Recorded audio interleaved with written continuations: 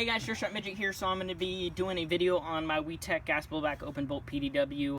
I have a friend here taking the video for me, so good quality video footage hopefully. So I've done videos on this before, but I kind of want to do an update. So let's get started. So first of all, I run WeTech Vietnam open bolt magazines. They actually don't make closed bolt Vietnam mags.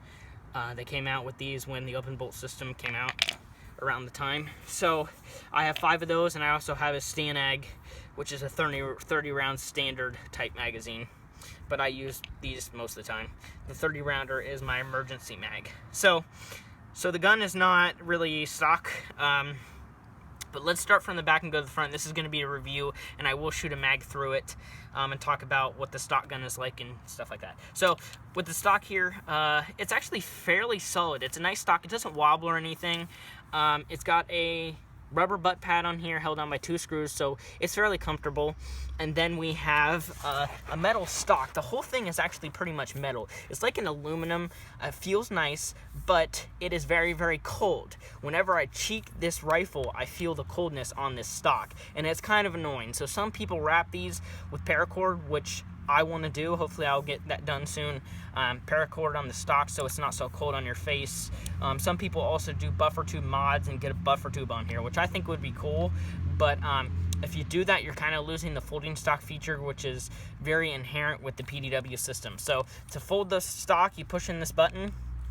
It's actually very hard to, especially because I have these 2 screws tightened. If those 2 screws are tightened, the stock button will be very hard to push, so it kind of makes it a little bit more solid. I don't really fold my stock, but if you want to for storage, or to I guess for CQB if you want, but normally you want to shoulder your rifle properly. So but whatever floats your boat. It locks on this side of the not gearbox, the side of the receiver, so it's fairly solid, solid piece.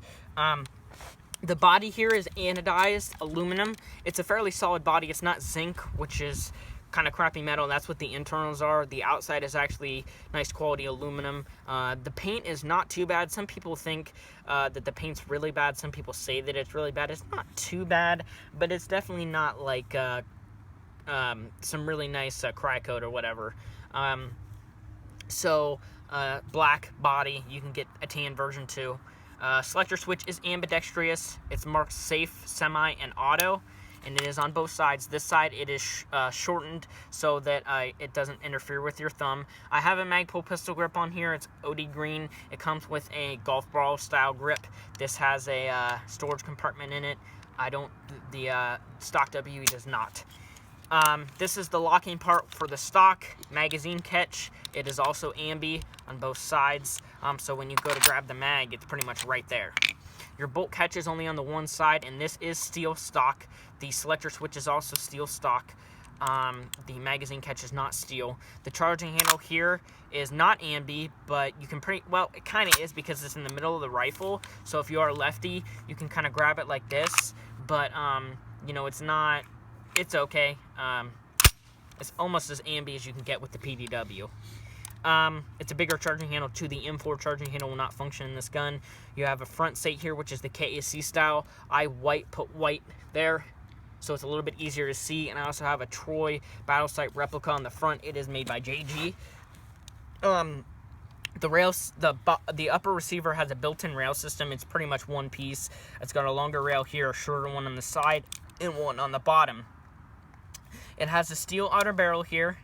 It also has a steel charging handle latch. Forgot to say that. It also has ambi spots right here, and right here, which my brother actually took my ambidextrous sling mount. I just realized that the one I found in the basement was mine. I normally put mine on the back of the receiver, but you have one there on the back of the stock. I wish there was one up here on the receiver, but there is not.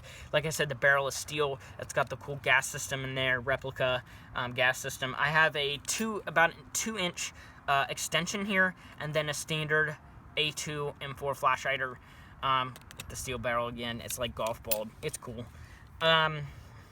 I have an RVG on here. I used to have an AFG back when I first got it, but the RVG is just so much better. And also, when I play CQB with this, I can put my flashlight on the bottom of here, and it's like a grip flashlight, and it's right there. So the one time I went and played CQB, I took this and used it. As far as internals, I will open the gun up. So you take your back body pin out, and there goes the rubber piece. This is a rubber stopper that goes in the back. You have your spring guide, which these are inherent to break. I have 2 spares, so I always carry spares. They're like $10, but they do break pretty quickly. The rod is steel, but the base plate is like zinc crap metal, so they need to make this steel, but they didn't. I think Aritech makes a steel one. The bolt lock here is steel. I did modifications to get it to pivot further.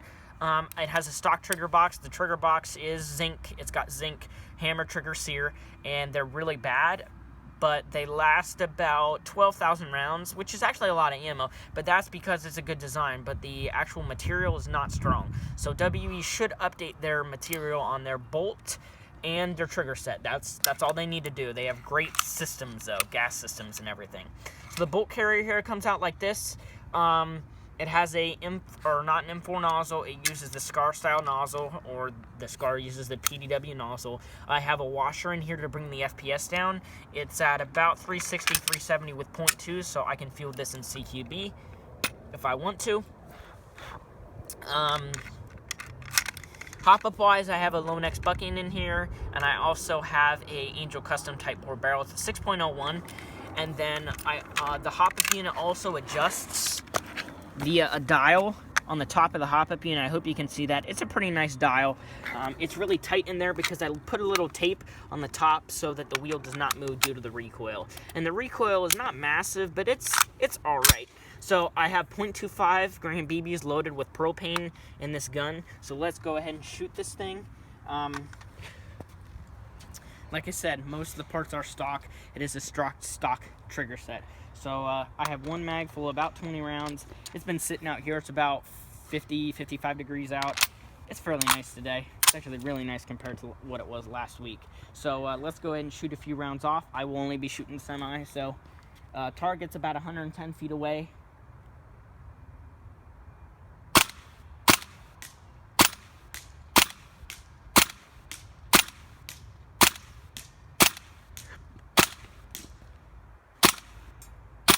So it's very, very consistent. I'm hitting that steel target. I'm plinking it. Go ahead and see if you can see, like right behind. I'm shooting that steel target. It's a steel plate.